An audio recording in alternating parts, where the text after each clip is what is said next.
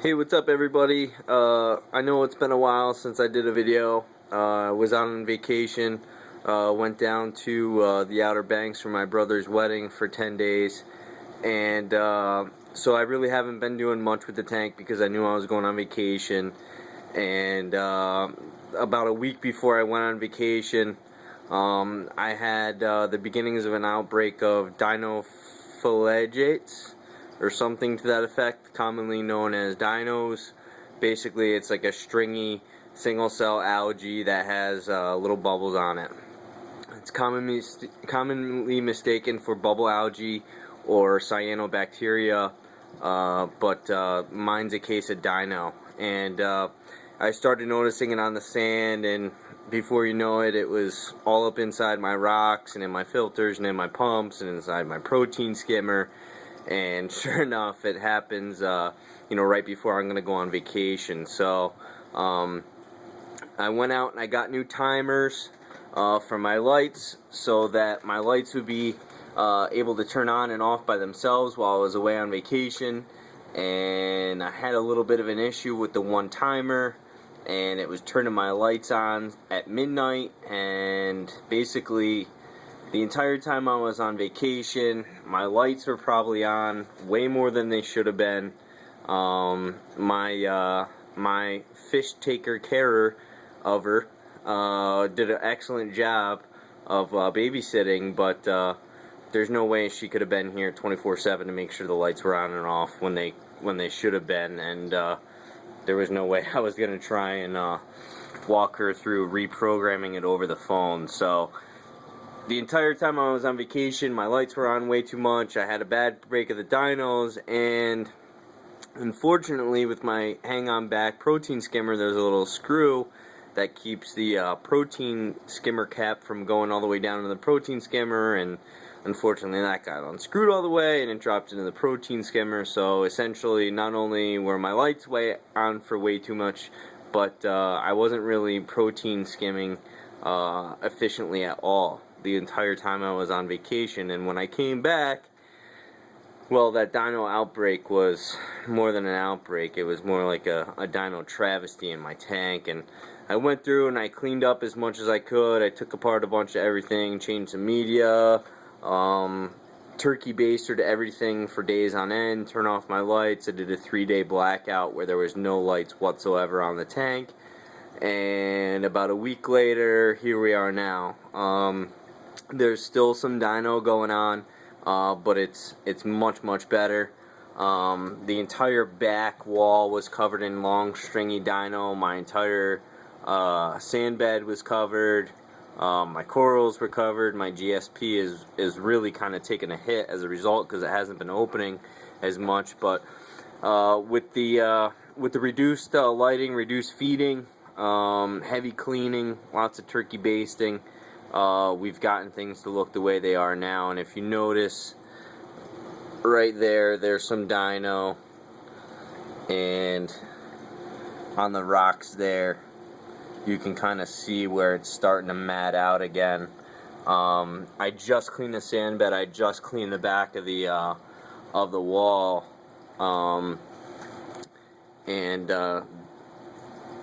I have seen some improvement, but we're just not completely rid of it yet. So I'll still be doing a lot of cleaning, a lot of water changes in the next couple weeks to try and really nip this in the butt and keep those dinos from coming back. The good news is that despite my bad lighting system, my dino outbreak, all the livestock seems to be doing alright. My flame angel is doing awesome. He's really taking to the New Life Spectrum food that I'm feeding him. My clownfish are doing great. They're loving the New Life Spectrum. My diamond goby, super healthy. My blood red fire shrimp, super healthy. I added, since I've come back, 2 new inhabitants to the tank. On the left there, somewhat buried in the sand bed, you can see my new fighting conch. I don't really have any detrivores in the tank, and these turbo snails just wreak havoc on creating lots of detritus. So I added him, and that my local fish store rarely has any frags.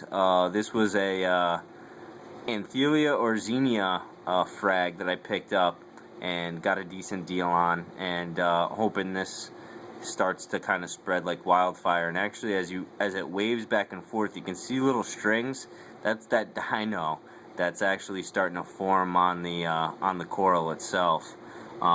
So you can see kind of like the negative side effect of this dino. It's pretty bad, and can really take over your tank and cause you to want to shut down your tank if it's not properly taken care of right away. So that's kind of what's going on with the tank, the latest and greatest.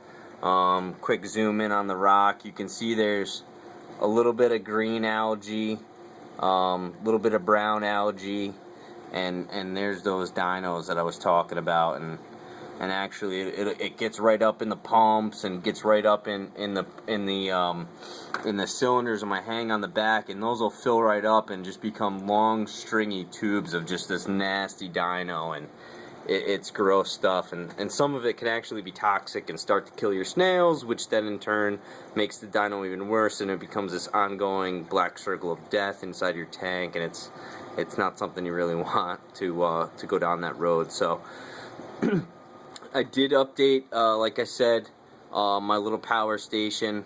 I went through and I labeled a bunch of stuff for my fish caretakers so that they knew what was what in case I needed to advise them on shutting anything down.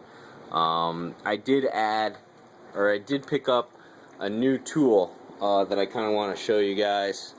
And this tool, it extends. It's telescopic and right now I've got the rake tool on it. And it actually comes with a couple different attachments. I'm sorry for the bad camera shots here, but I want to show you this tool because it's pretty much the best thing that I've gotten for the tank, and it was 12 bucks at Petco. So it's got these little attachments. This is like a Velcro so you can scrape the wall. This is glass for glass aquariums so you can scrape it, and this is kind of like to push things around and rake your sand bed and things of that nature. And to be honest with you, it's come in handy, and it's keeping my hands out of the tank, which I know is a good thing. So I wanted to show you guys that. Like I said, 15 bucks or something like that at Petco, and it's been really handy. So that's my update for now. I appreciate you guys checking it out. Sorry for the long wait. I'm gonna try and do another update soon here. I got a new stand. I've got the Deep Blue Pro Series 1 stand, and I'm checking out the Deep Blue Pro Edge Series 57 gallon rimless tank because I'm really looking to get a sump on this and start doing this right. So stay tuned for more updates to come. Thanks for checking it out, and I'm just going to do some zoom-ins here to close out the video.